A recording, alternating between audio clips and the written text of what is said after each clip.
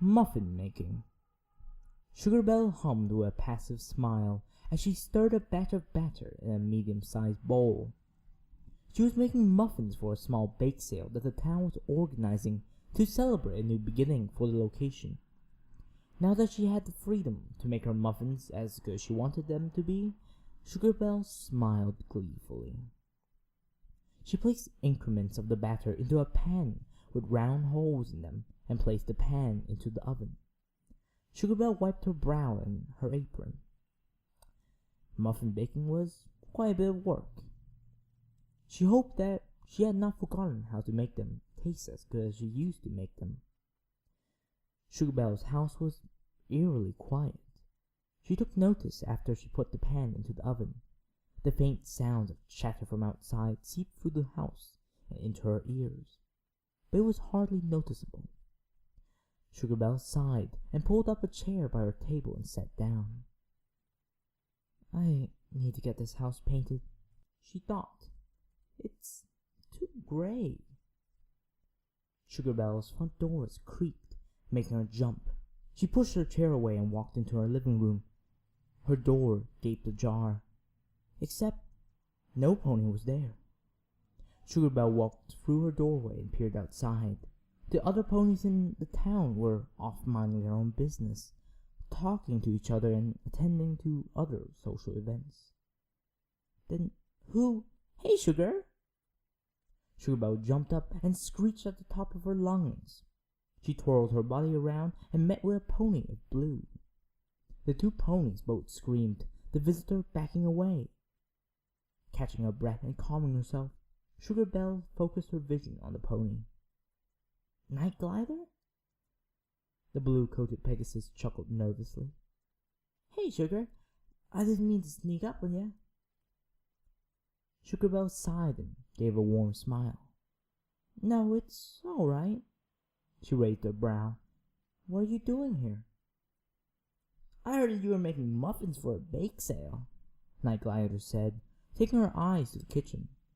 Just wanted to see how much progress you were making.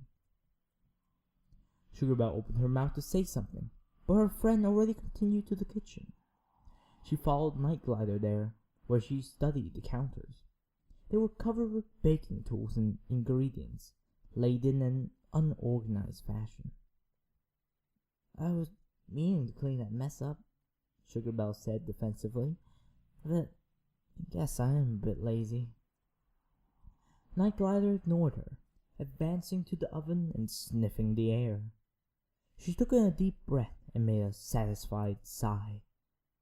Man, she said, you really make muffins smell good. Sugar Belle giggled. Thanks, but that's probably because you've ate nothing but terrible muffins for years. Night Glider nodded and glimpsed towards the window in Sugar's kitchen. Then she glanced at Sugar Belle, her eyelids half opened. You know, I think they were just fine before, Night Glider said, pacing slowly towards Sugar Belle. Sugar gave Night Glider a puzzled look. Are you sure? I mean, they were really bad. Sugar's heart rate rose when Night Glider was just inches away from her face. Night Glider gave a slightly audible laugh, but Sugar did not know what it was for. She took a few steps back, but Night Glider followed. Okay, Sugar Belle said sternly. What's really going on? Before she could finish her question, Sugar Belle felt her apron being removed from her body. All of a sudden, Night Glider was not in front of her anymore, but behind her. Sugar Belle sputtered a sentence, but Night Glider shushed her. I was actually really waiting for this moment, Night Glider whispered. Let me just take this off. Hey! Sugar Belle tried to tear away, but it was no use. Her heartbeat was racing faster than before, and beads of sweat was trickling down her forehead. What was Night Glider doing? What moment was she talking about? Do you know how pretty you are? Night Glider asked. The question caught Sugar Belle by surprise. She felt her face immediately turn red. Her breath was caught in her throat as she could not process her next move. It was now very clear what Night Glider was doing. What was Sugar Belle supposed to do now? Night Glider, I don't know if I want to do this, she said meekly. Night Glider went to the window and closed the blinds, throwing the apron across the room. I can only do this if you allow me to. You just have to trust me.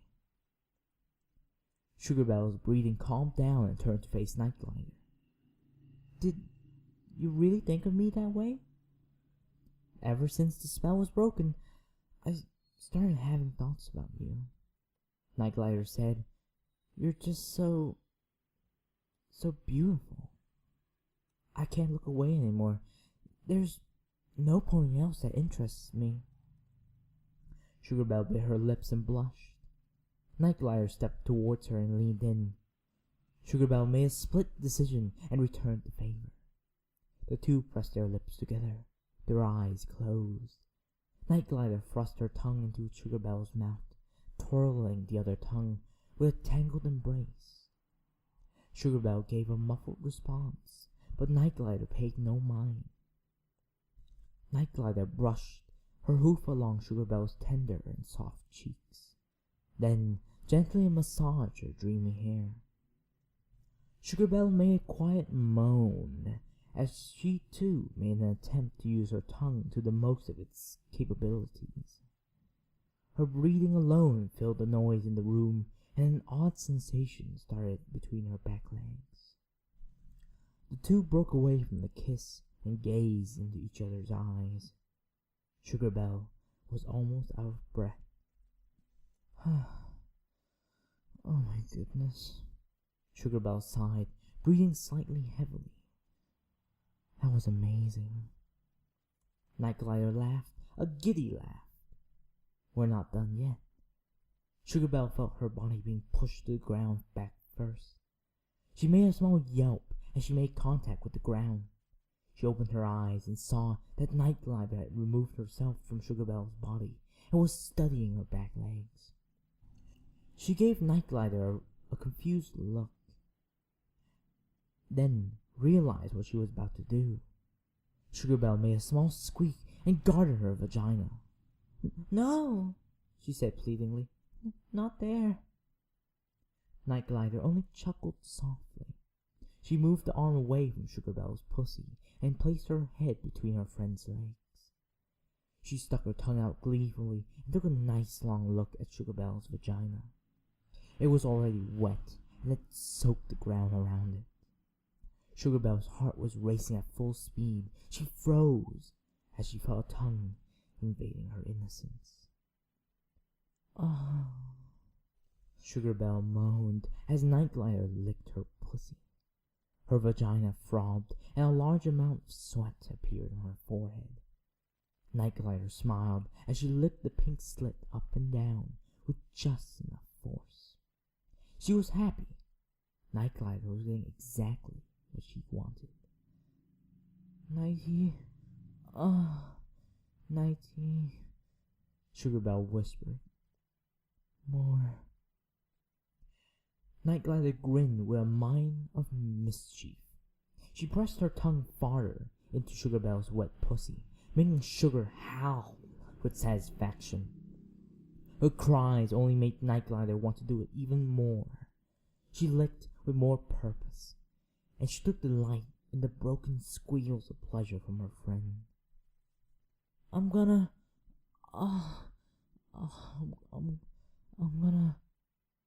Sugar Belle's eyes shot open as she rang out a long and muffled scream. She calmed down and laid on the ground, her vagina making spasms under her legs. Night Glider rose from her position, looking away at a clear white liquid. That, Sugar Belle said, was amazing. A ding rang out. Nightglider chuckled.